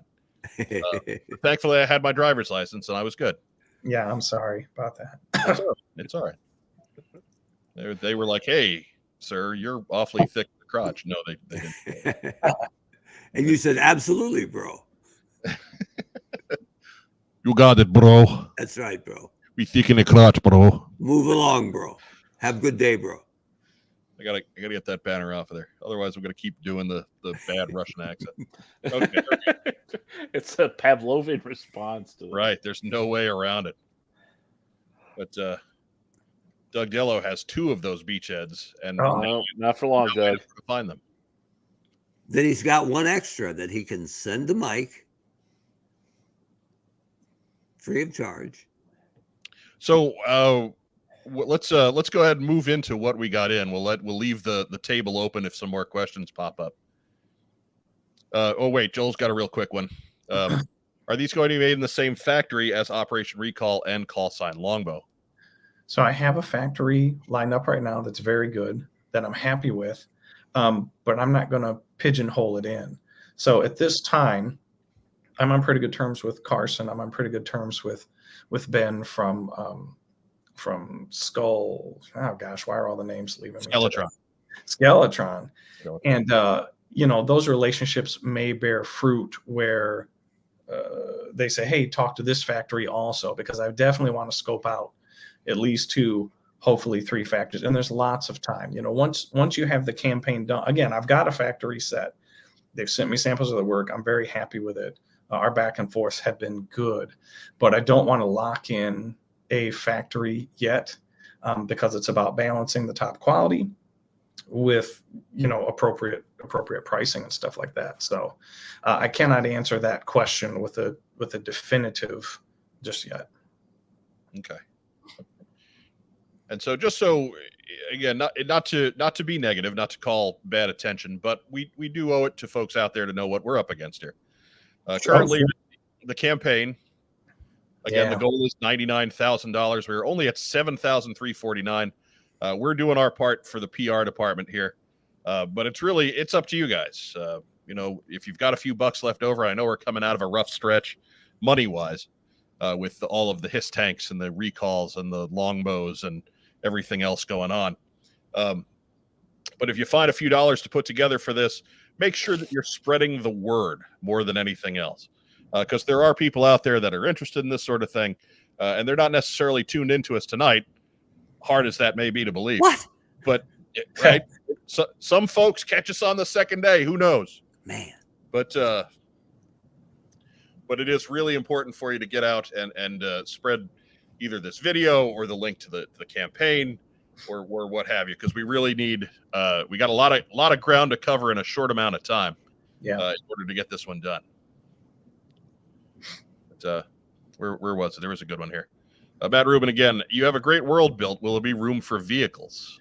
Dude, we're talking about unlicensed, unregulated, hyper lethal paramilitary secret agents. Yeah, there's going to be some vehicles, bro. Yeah, bro. Seriously, bro. Yeah, I've got some. Bro. And they're going to be thick in the axle, bro. That's right, thick in the axle. Thick in the axle, bro. Those crotches don't break when they sit in there. Beta Ray Bob is already all in. There you go. Beta Ray. You know what we're talking about. Thank you. Beta Ray Bob on fire. On fire. So again, we'll let some more questions filter in, but in the meantime, we'll go to what we got in. Chad, you're our guest, so you go first. What have you gotten in these last couple weeks? Oh, mercy. See if I can grab something recent here. He's in the toy room, Mark. He's got bona fides. He's got toys behind him, so you know you can trust him. This is from a couple of weeks ago, but that's of course Sarge, and his hat on the back is broken there. Wow, these cameras are tricky when you're doing everything in reverse. So I never had a Sarge as a kid. And a friend of mine, his wife was throwing out all his old toys. And I'm like, hold on. Yeah. I'm like, hold on. Let me see what you got. Bro had a Sarge. I got this baby for free. I had to replace the O-ring and stuff. I've got a kit, you replace the O-ring, whatever. Dude, Sarge is so buff. Broken hat, is lamentable, but still a great figure. At least it's in the back, right? In the front, it'd be a little less forgiving. But yeah, I don't want to besmirch your friend, but I'm gonna. He's living his life backwards, baby. Keep the toys. Throw out the wife. Now we're talking. She was going to give me a lot more than this. And he showed up just as I was kind of making my pile. This lady literally rolled up. We're friends. She rolled up in a truck like, oh, do you want any of this stuff? Like I'm taking this to Goodwill or whatever. And I had a pile. And he came over and I felt so bad about some of these like vintage G1 GoBots, like the big ones that didn't have a scratch on them. I'm like, dude, do you know what you're going to get on eBay? Like you should not just hand me this. And he took some stuff back. So he got kind of wise real quick. All right. Yeah, I think we're all we're casting the wife as the bad guy in this. That is not the case. She doesn't watch this stream. It's going to be fine. No, it'll be all right. It'll be fine. Most people, sadly, are not watching this stream. Yeah, she's not a subscriber at all. She should, like and subscribe. Right. And absolutely. I will tell her. She can hear us like rag on her. Right. Look, most people go their life without us talking about them. So, did he let her throw out his toys? I don't think he had a choice. Do you understand what I'm saying? I tell you what, right after this show, I am going on their joint Facebook account and I'm going to tell him, listen, bro, their joint Facebook account. Don't be thin in the crotch, bro. Yeah. Come on. Yeah. I'm right there. Oh gosh, it was a bad day. You gotta love those joint Facebook accounts, don't you? Yeah. It's I forget who said the joke first, but it's almost like an open question. Which one of them cheated? Right? Yeah. Who screwed up?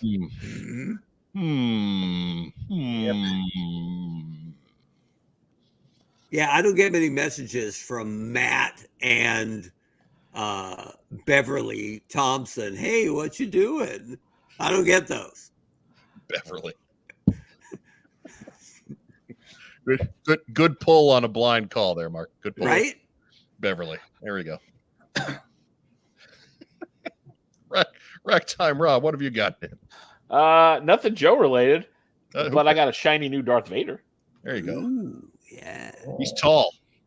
He is. He's got cloth capes. He's got a lot of Like- cape. A lot of cape for the buck.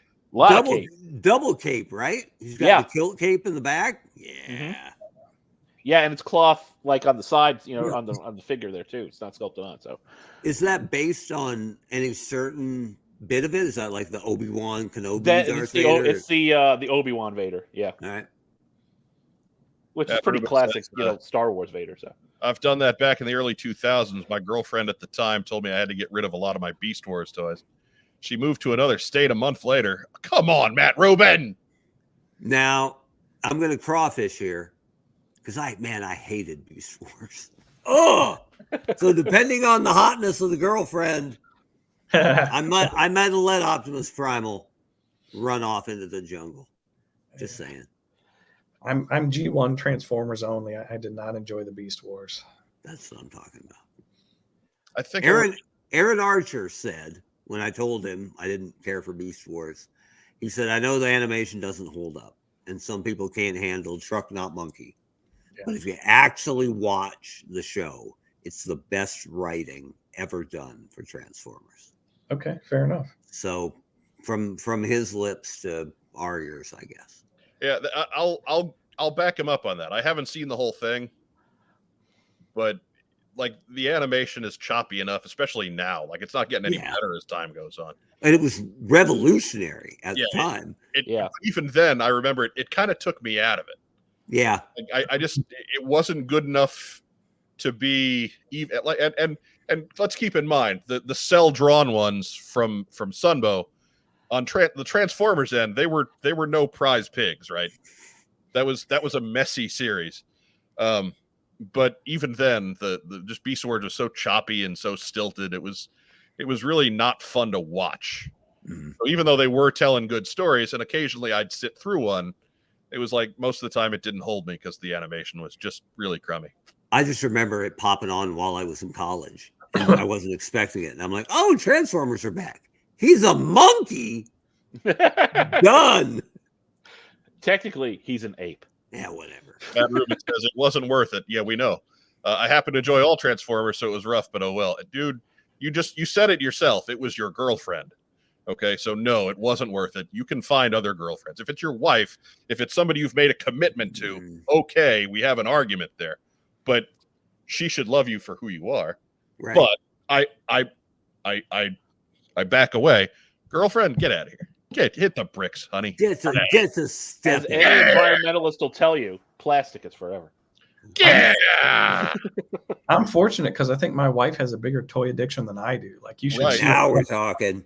Dude, she's I'm buying her vintage Joes and stuff. She never had Baroness and Zorana. I bought those both for her, with file cards from the. She's like, well, she loves all things toys. So. Yeah, you did well. I mean, I have an ex-wife, but that was one of the good things about her was that she was more nuts for this stuff than I was. Now she turned out to be a terrible person besides, and that's a matter of public record in Jackson County, Missouri. Okay, right. But irrefutable. It's a matter of public record. Anything else, Rack Time, Rob? No, other than my nifty dandy Supermobile. We talked about that last week. All right, yeah. I missed that. It's in this room. Oh, he stole it. Make it punch. That's so awesome. It is. I just sit on the couch just doing the. Just the ridiculousness of that, because it doesn't punch as hard as Superman. It doesn't fly as fast as Superman. It's not as tough as Superman. So the only reason for him to be in there is that he's a lazy bastard. Superman deserves rich Corinthian leather, the same as everyone else does. He watched a few episodes of Pimp My Ride and was like, "Why am I not doing this?" Like, right. I need a car that flies and has hands. Right. I so need to track down the original comics that where the original storyline was the first appearance of the Supermobile. He's driving that thing through the drive-through and making the big hands feed him fries because he's just a lazy bastard. Totally. Wouldn't you? Mike, it's one of our oldest fans right here, Chad. Your wife is awesome, keeper. Dude, you have no idea. My wife is solid gold. And Chad's wife says, I got my first O-rings this summer. So That's there you go. There we go. There you go. She's in the chat. So behave yourselves. That's right. She keeps me in line. Sean Russell, my ex was a monster and didn't collect. Well, See? You said it yourself. I don't have to go that far. You said it yourself. My wife collects redheads with blue eyes. Hard to find. She's a weirdo. Just saying. She likes them translucent. Yeah, true. That was in my very first JoeCon when I put out the stats about me and Daryl. Mine was turns purple in the sun like V1 Zartan. Bam! But Mark Weber, what'd you get in? I got to tell you, it's an embarrassment of riches. So much so I'm going to have to add some more lighting, which will make me truly translucent. Look at that. Oh, Now wow. look at this. We'll get on the overhead. Meow, meow. I just lined them up behind me. So next to the Rampage machine, also Holy hell. Gauntlet, Joust, and Defender. The only time I ever played Defender is at home because that game's too hard to put a quarter on. Right. But just G.I. Joe. So this is a combination of Amazon having a lightning quick $16 bat sale that I got in on big. Dude. And me having pile of loot at Big Bad Toy Store, my online retailer of choice, means I have a lot of stuff waiting. So I've got 9 bats. Super proud of that. 3 Cobra officers, Spirit, Storm Shadow, Crocmaster, and then the O-Ring Duke and Cobra Commander just arrived this week. Oh, wow. So I haven't gotten a lot in a long time, but because I do the pile of loot thing at Big Bad Toy Store, it's like I have 2 Christmases a year outside of actual Christmas, which is good because I don't have a birthday. So there you go. And Chad, just so you know, Mark's birthday is Christmas Eve. Ah, that's some garbage, man. I blame Yeah. the parents. And I have one brother who I saw last weekend. Hold on, I gotta fix the light here. His birthday day before mine. Yeah. Oh, no, your Yeah, childhood is so terrible. Thanks, Mom. What you're trying to say here is like things in the Weber household. Like if you didn't bother the Webers in late April, Man. like if the house was a rockin', you didn't come a knockin'. And when Michelle and I were first starting to date, we started talking about, the big things. You like pets, you want to have kids. How do you do holidays? And she goes, oh, it's great. My family opens all their Christmas presents on Christmas Eve. And I'm like, oh, that's a cool tradition that we're going to throw out. Chad, Oh. Not fair. We need our own stand-up machine, and Dude. I agree with her. How good is Rampage with 2 other people, right? Okay. Dude. What I'm working on, though, and they make it now, is the Dragon Slayer with all the original sound and animation. Dude.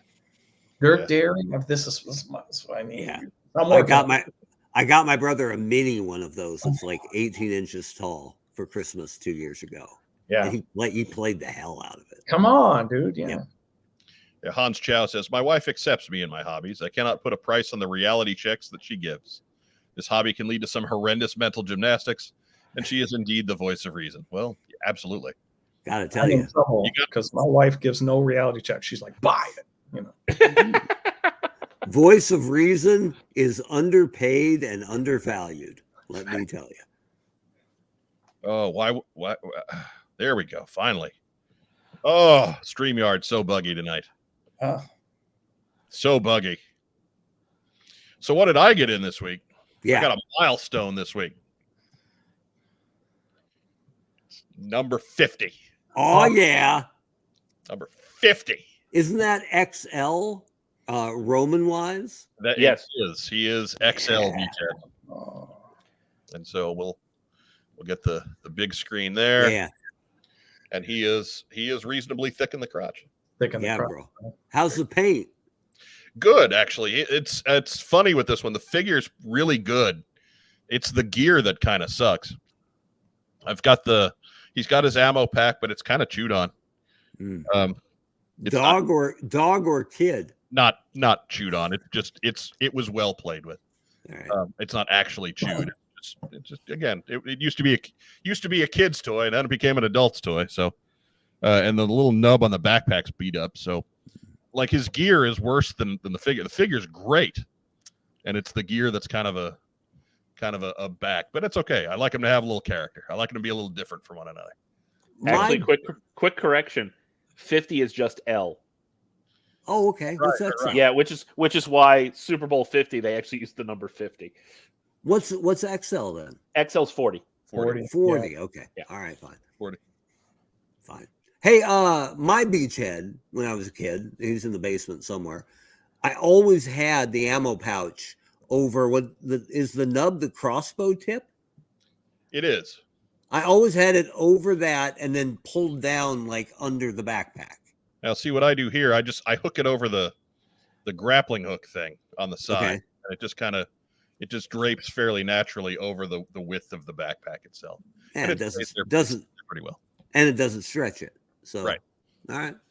I think we should talk about why Mark's beachhead is somewhere in the basement. I feel like, dude, my stuff is so packed away, it's pathetic. But it's at least the figures are really well packed away. They're all in Ziplocs with their file cards, all of their accessories, and then I have a separate shoebox for the ones that aren't complete because I've got like 20 probably that I'm hunting stuff from, and they're all the guys you'd expect, right? They're Rumbler and Payload and Heavy Metal and all the guys I could complete like that if I wanted to drop $300 on a microphone. So yeah. So anyway, but they're all in the basement. My Joes are well packed away, which is a sadness. Doug Dello asks, we need a long-term bet on how many beachheads Mike will get. What are people thinking? 100, 200? What's your guess? Go ahead, leave your guess in the comment section down below. There you go. well, I think it all depends on how old he lives, because Yeah. the number is always going. Let's just pick an arbitrary point in time. Let's say February 2020, right? Start of the pandemic to now.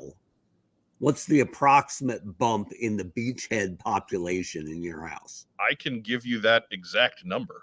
Oh, spreadsheety, huh? I do. I have the spreadsheet. That's not nerdy.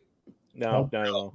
Look, I don't do that for every figure I have, but it's a special collection. It is my thing, if you will. When I didn't have a lot of things going on, I obsessed about my one thing. Okay. So let me have that one, would you? So anyways, let me get that pulled up. In the meantime, Rob, wait, have you plotted this on a graph so we can see? No, I don't have a graph for it. No, not quite that far gone. You can do that in Excel, It's true. You can do a heat map. Do a heat map on your beachhead collection. No, that's nonsense right there. All right, fine. That's crazy talk. In fact, we had a run here through most of late 2021 to early 2022 where things got a little out of control. But as of April 2020 was when I got beachhead number 10, who is something of a celebrity because that's the one with the broken crotch, who was seen on the video short that is on our channel. Go watch it. It's fun because it's just Mark being silly and me laughing in the background. But that's the celebrity beachhead, and that was a fan gift from Jonathan Robinson, and that was April 2020. So since then, I have gotten to 50. Is he the only broken crotch in the 50? He is the only one because he was a gift, and so he'll always belong. Yes, if somebody wants to give me one of these things, it's in the club. Right. But you would not purchase. Would I a broken crotch money? Beachhead? Would you? Like it's one of those things where it kind of depends. Like if it's something where it's inexpensive, sure. But I'm not gonna for the most part, people like they will try and sell these things to you on eBay, like a good beachhead, say, is $40. They'll try and sell you one with a busted crotch for $38.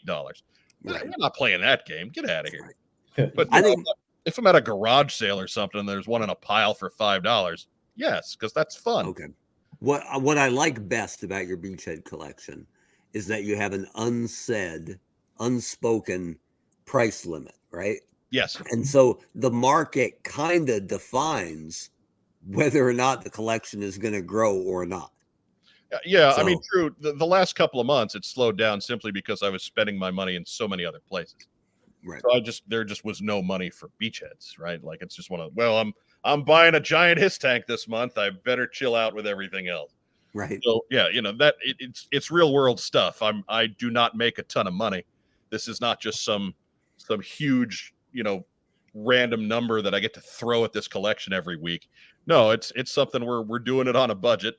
That number that I will not cross is in my head. I don't talk about it because I don't want anybody to, I don't want it, I don't want it to affect how I search for things. Right. Right. So yeah, it's there. It exists. There have been many pieces that I have gone after that they crossed that line, and I just had to let them go. It's not a rare figure. They'll come back around. It doesn't surprise me because one of my big hobbies is going on eBay and bidding up good-looking beachhead figure. I know. Interesting. That's why I sneak in and make those back, orders, Right. backdoor offers. I have 12 now. I don't even like them that much. Like, Right. Yeah. Okay. But anyways, 12 beachheads, 6 crotches. That's it. but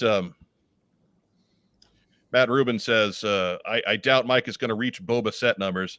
I can see over 100. Well, if people started sending me crap, I'd probably get Boba Fett numbers, but nobody sends me anything. So I don't want to say that. People send us as the show very nice things, but they tend not to be vintage beachhead figures. Yeah. So, Chad, it's time for shout outs, man. Who are we shouting out to? Who do you want to do this? So Articulated Chad was in here a little earlier. I don't know if he got to stay around, but Articulated Chad is a boss because he shares all my Instagram stories about the campaign and says good stuff about it on, the Facebooks and all this stuff. And to be sure, I don't think he's like a vintage G1 Joe guy. I think by his own admission, he's more into vehicles and stuff, but he's gotten behind this campaign and be like, I'm a big fan. I love it. So I'm shouting out the Articulated Chad. Also, same name, Mm. Yeah. And you've got the character Xerxes, which is his call sign. Completely random. But yeah, that was hype. Yeah. That was pretty cool. Yeah, very cool. Shout out to anybody else? Carson, my buddy Carson from Operation Recall, just can't express, enough how great it was to work with him on the campaign and just to be able to pick his mind from time to time, even going into this Kickstarter, and to have him just kind of shepherd it just a little bit when he really doesn't have to. When you want to talk about a busy guy, that's a busy guy. So he always makes a little bit of time, and I'm just a big fan. Yeah. So the first one that I mentioned, if you watch this in reverse, is my wife, who's like a huge, toy and supporter. It's very, very cool, in all honesty, to have your wife look at what you're doing and say, I'm super proud of you for what you're doing here. Absolutely. Not knowing if it's going to be a success or whatever, to have her just kind of gush over it is a very cool thing. Yeah, we've had a not exactly progressive talk about significant others in this chat today, but Right. For those who get us, you're the best, without question. But and shout out, of course, to Doug Dello for saving your marriage. Yes, thank you. Right. Yeah, he's only 640 saves behind Rivera. Getting there. Where Were you when I needed you, Doug Dello? Doug, you're late. You're all late, right. Doug. Again, she was terrible. It's a matter of public record in Jackson County, Missouri. Mm-hmm. Racktime Rob, shout it out. Shouting out to the Bristol Myers Company. the makers of Advil, which has been keeping me upright for the last 2 weeks.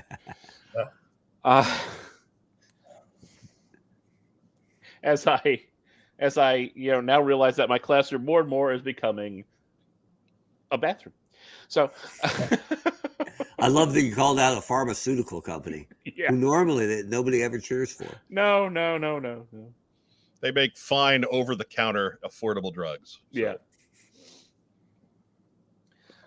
Bristol Myers Squibb, is that what they're called still? I don't know. I might even be wrong on there, but whoever makes Advil, thank you.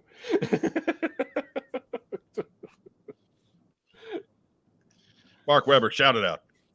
Let's do shout out to my mom and my brother, who I got to visit last week in Oregon. That was solid. Shout out to my wife, who let me go for a week. So she took care of the kids and everything on back to school week. So that was yeoman's work by her. Appreciate that. And then we'll get rid of the last names to protect them all. But I saw so many friends back home at the reunion. So in no specific order, to Lori, Brent, Carrie, Brian, Cammie, Mark, Jason, Emily, and Angie. Just outstanding to see you guys and everybody else too. Had a wonderful time back in bed. Yeah. Duff Brian. That's pre-show. That's pre-show. Oh, sorry. Never mind. Yeah. That's party foul. And Frank and Boz. And Billy. And Hatch. And right. And all those other guys. Yeah. And Dutch. And Hoops. Dutch and Moose. And one-legged Frank. Hey, funny story about Frank. How many legs has he got now? Right. And my favorite, one gal, after the whole thing went down, went nuts on Facebook. It was like, it would have been nice to be invited. Nobody told me. And kind of harassed the gal who set it all up. And I'm like, did you have any friends in high school? Yeah. Because if you did, they didn't tell you either. So just saying. Right. Invariably, somebody always falls through the cracks in those things. It's hard to get in touch with everybody. So you'll notice that I'm on Facebook under like a pen name. So yeah. Right. Makes sense. I'm starting to think that would have been the smart way to go all 13 years ago, but whatever. That'd be, if I was just up there as Honcho, that'd be kind of cool. Still yeah. Honcho. It's not too late, Mark. It's not too late. Yeah. It's social media is one of those things. You get out of it what you put into it. And my effort several years ago was put into pruning and very tightly controlling what gets through many, many filters. So you have a bonsai tree of friends. I have a bonsai tree of content. Yes, I do. Diana Davis can help you with that. That's true. In fact, she posts a lot of dog pictures. So we see what's up with Diana all the time. I can't tell if that was my dog or not because my dog's not that big. I think it's your dog because we don't have a dog. And Chad, I'm going to guess has no dog. I have 3, but they're. I heard one who wasn't so sequestered earlier in the show. Just saying. Happy International Dog Day, everyone. Yeah. Absolutely. To Rob and I's nephews, Stanley and Heidi. To Mutt. International Dog Day. And Order and Timber and Hansel. Did I get it right? Hansel, that's Hansel. He's so hot these days. Hansel.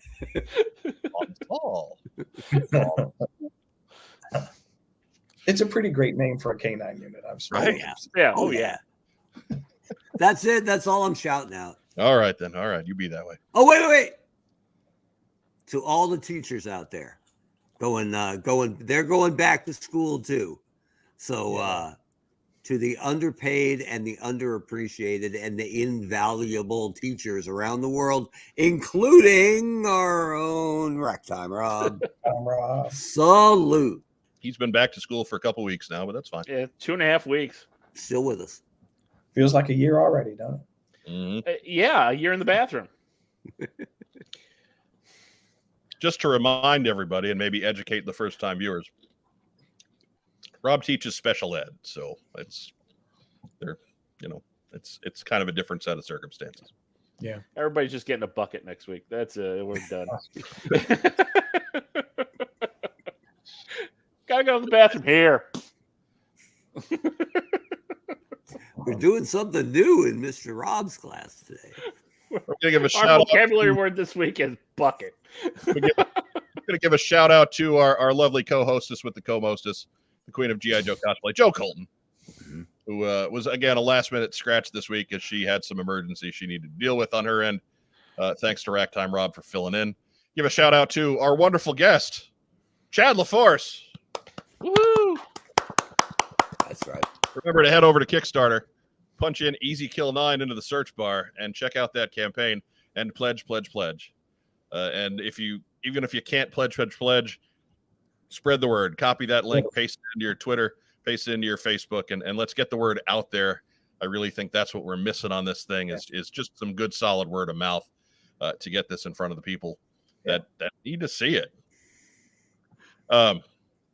Give a shout out to, of course, Racktime Rob and to the honcho Mark Weber for being here every week. Shout out to our folks at home, whether you're watching us on live chat, whether you're catching us on the recording, whether you're listening to us on audio from Podbean. We appreciate each and every one of you.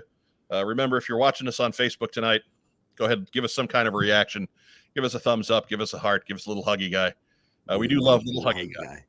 We've got 6 of them tonight. 6 little huggy guys tonight. If you're catching us on YouTube, please like our video, subscribe to our channel. That's the thing you can do to help us out the absolute most. Even if that's not how you normally consume What's on Joe Mind, get over there at some point, just randomly subscribe to the channel. Let us know that you're there. Stand up and be counted. If you got a couple of bucks laying around, we do have a coffee account. The link is down below. We also have a merchandise store where you can get a t-shirt with our new What's on Joe Mind logo. As you can see in the background behind us eventually. Or not at all, but you know, Right. But it's there at the beginning and it's there on the Facebook page, so you know what you're getting. Designed by Brian Hickey. We did a great job for us, just kind of simplifying things and still making it a little bit more G.I. Joe. So thanks to him for that. We do have a big bucket of stuff from our sponsors at Kokomo Toys that we're going to figure out some way to give out to you. We'll give a shout out to our folks at Kokomo Toys by singing their theme song. Kokomo Toys. Kokomo Toys. Kokomo Toys. I helped. There you did. We had Absolutely. kind of a round thing going. Yeah, we had like the reverb thing going. Yeah. We'd have done it again had you bailed out on us. Yeah, so no, I didn't want that to happen. And that's about it for this week. Thanks so much for joining us here on What's on Joe Mind. We will be back next Friday at 9 with another edition of the TeamStream. As our friend Vagon says, and it's right there on the screen for us, stay safe if you can't keep careful. And we can't always be safe and see on that timeline. And I'm not sure what the rest of that is, but it's a really handy catchphrase, and we thank you for it. Have a great rest of the weekend, everybody. Have a great night. Yo, Joe. Love the Bears! Love a bears!